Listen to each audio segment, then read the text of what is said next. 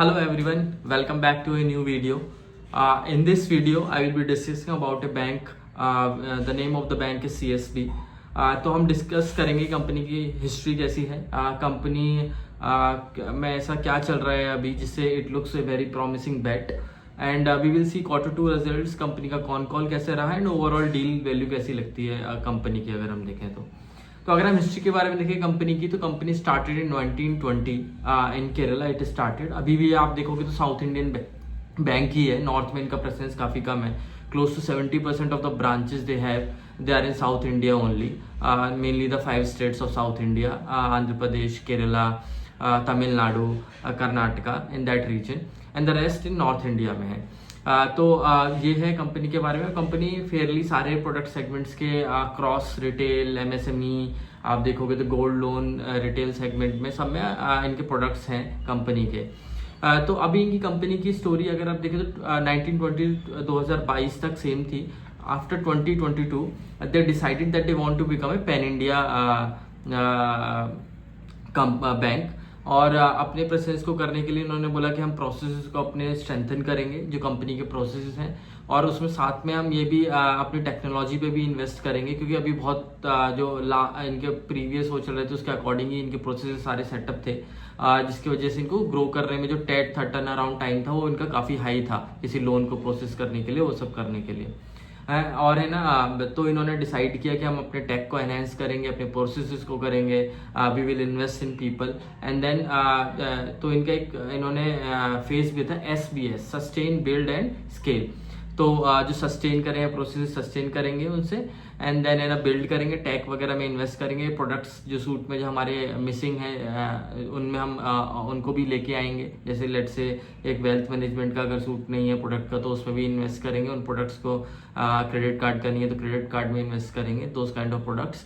And technology में invest करेंगे ताकि इनका टेट कम हो पाए, इनको अच्छी विजिबिलिटी रहे अपने लोन प्रोसेसेस की, सब कुछ कि कैसा परफॉर्म कर रहे हैं across various divisions.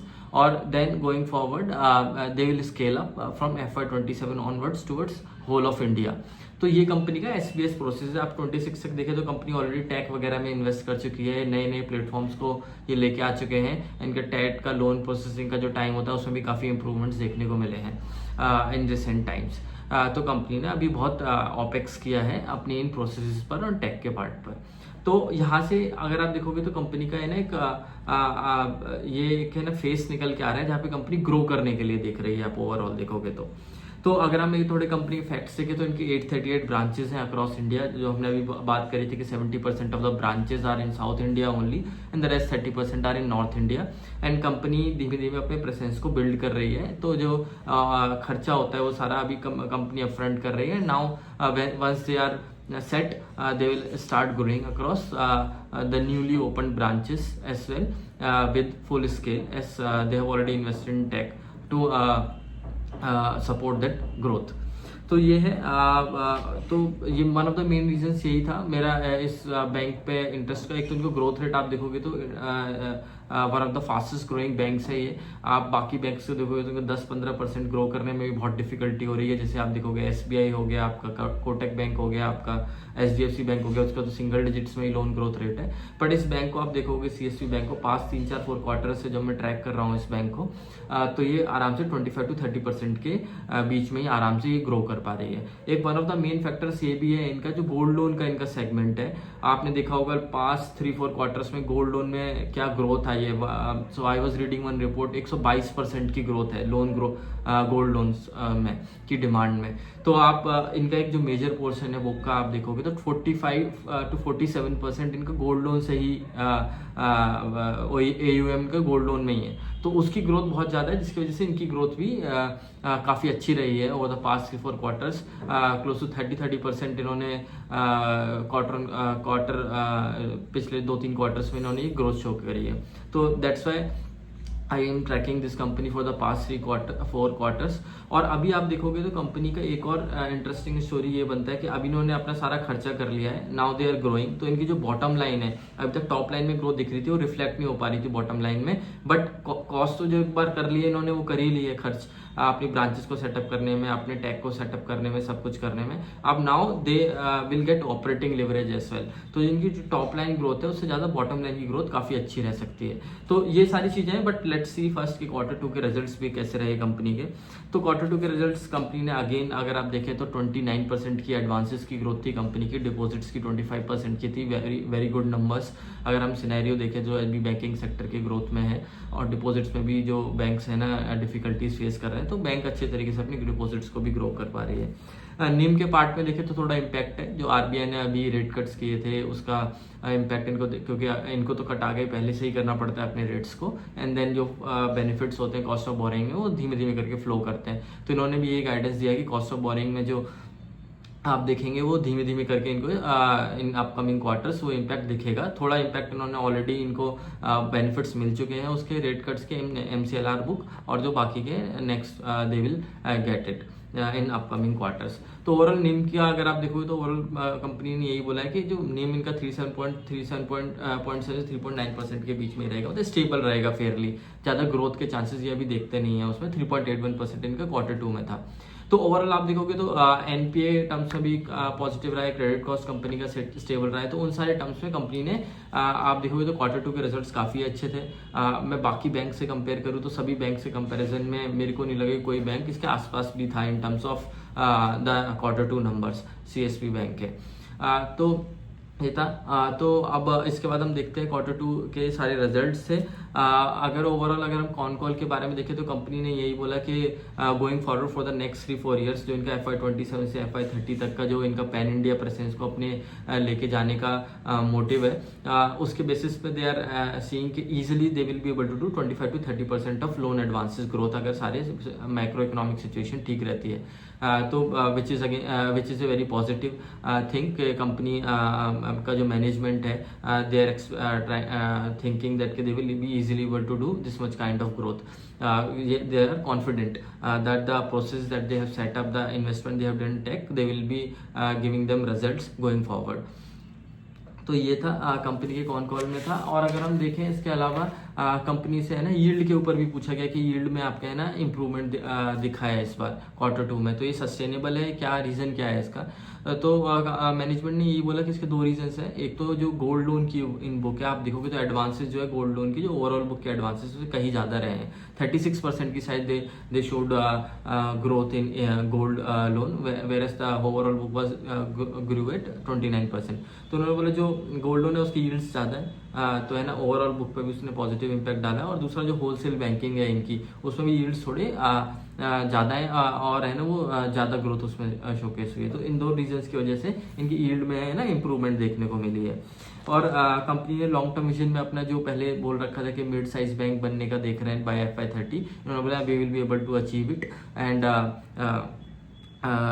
Bye FY30 they will become a mid size bank. तो ये था। और कंपनी से गोल्ड लोन के बारे में भी पूछा गया कि कोई डिमांड स्लो डाउन ये देख रहे हैं, और going forward gold loan book, और आप इनके और AUM का जो ओवरऑल पार्ट है गोल्ड लोन बुक का, तो कंपनी का गाइडेंस था 37-40% का, उतने लेवल पे 20% का शायद था नंबर। कैप्री ग्लोबल का था 37-40% जो था गोल्ड लोन का, बट CSB बैंक में आप देखो 20% के शायद अराउंड उन्होंने बोला था कि गोल्ड लोन हमारी पूरे ओवरऑल बुक का रहेगा। तो मैनेजमेंट ने यही बोला कि जिस तरह की डिमांड देख रहे हैं गोल्ड लोन बुक में अपनी, they are upping the guidance कि गोल्ड लोन का जो AUM में शेयर होगा वो ज्यादा रहेगा, जो इन्होंने पहले एक्सपेक्ट किया था गोइंग फॉरवर्ड। तो ये गोल्ड लोन पर है, और दे आर नॉट सीइंग की demand slow down in the upcoming 1 or 2 years. We will have to track, it's very difficult to say अभी बैठ कर कहना कि गोल्ड लोन की क्या डिमांड रहेगी going forward, but at the present moment management is very confident, they are seeing very good growth in the gold loan demand. और अगर हम बाकी मैनेजमेंट्स की कमेंट्री भी देखें कंपनियों के, जैसे मुथूट फाइनेंस हो गया, आपका जाफा, आपका कैप्री ग्लोबल हो गया, सबने सेम ही चीज बोली है कि गोल्ड लोन में they are seeing huge demand across pan India, so that is there in gold loan demand. तो ये गोल्ड लोन डिमांड के बारे में था। कंपनी से क्रेडिट कॉस्ट के बारे में भी पूछा गया, कॉस्ट ऑफ बोरिंग के बारे में पूछा गया। तो कॉस्ट ऑफ बोरिंग में कंपनी ने ये बोला कि जो कॉस्ट ऑफ बोरिंग इनकी जो बुक है वो 60% है ना फिक्स्ड है एंड 40% MCLR है, तो उतना ज़्यादा इम्पैक्ट नहीं पड़ेगा इनके ऊपर इन टर्म्स ऑफ जो रेट कट रिडक्शन अगर करती है RBI गोइंग फॉरवर्ड। और इन्होंने ये भी बोला कि जो पहले किया हुआ है RBI ने रेट कट, उसका ऑलमोस्ट 50 to 60% इम्पैक्ट ये ऑलरेडी देख चुके हैं, बेनिफिट जो इनको मिलना था इनके कॉस्ट ऑफ बोरिंग में, और बाकी का अभी अपकमिंग 2 क्वार्टर्स में मिल जाएगा। तो कॉस्ट ऑफ बोरिंग पे इम्पैक्ट पड़ेगा, थोड़ा और इम्प्रूव होगी। बट इन्होंने ये बोला कि जो ओवरऑल है आप देखोगे तो यील्ड्स भी थोड़ा है ना कम हो जाएंगे, तो कॉस्ट ऑफ बोरिंग लगभग है ना कैंसिल आउट हो जाएगा इस चीज़ से। इनके नेम्स जो है वो स्टेबल रेंज में रहेंगे फॉर द नेक्स्ट 2 क्वार्टर, जो कंपनी की गाइडेंस है। निम जो है 3.7 से 3.9% के बीच में रहेंगे। तो ये था कॉस्ट ऑफ बोरिंग के ऊपर। क्रेडिट कॉस्ट में कंपनी ने ये बोला कि अभी 53 बिप्स है इनकी क्रेडिट कॉस्ट। आप Q2 में देखेंगे तो जो स्टेबल ही है अगर हम क्वार्टर ऑन क्वार्टर कंपेयर करें, क्योंकि क्रेडिट कॉस्ट का नंबर तो क्वार्टर ऑन क्वार्टर देखना पड़ता है, लास्ट ईयर से कंपेयर करने का कोई फायदा नहीं है बैंक्स के इसमें। तो क्रेडिट कॉस्ट कंपनी ने ये बोला कि नेक्स्ट 2 क्वार्टर्स में जैसे 45 to 50 बिप्स के बीच में क्रेडिट कॉस्ट को देखते हैं। तो क्रेडिट कॉस्ट इंप्रूव होगी further in the upcoming 2 quarters, जो मैनेजमेंट बोल रहा है। बट बहुत ज़्यादा ऐसा नहीं है क्रेडिट कॉस्ट में बेनिफिट मिलेगा, बट हमें 5 बिप्स तक का एक इम्प्रूवमेंट देखने को मिल सकता है क्रेडिट कॉस्ट में।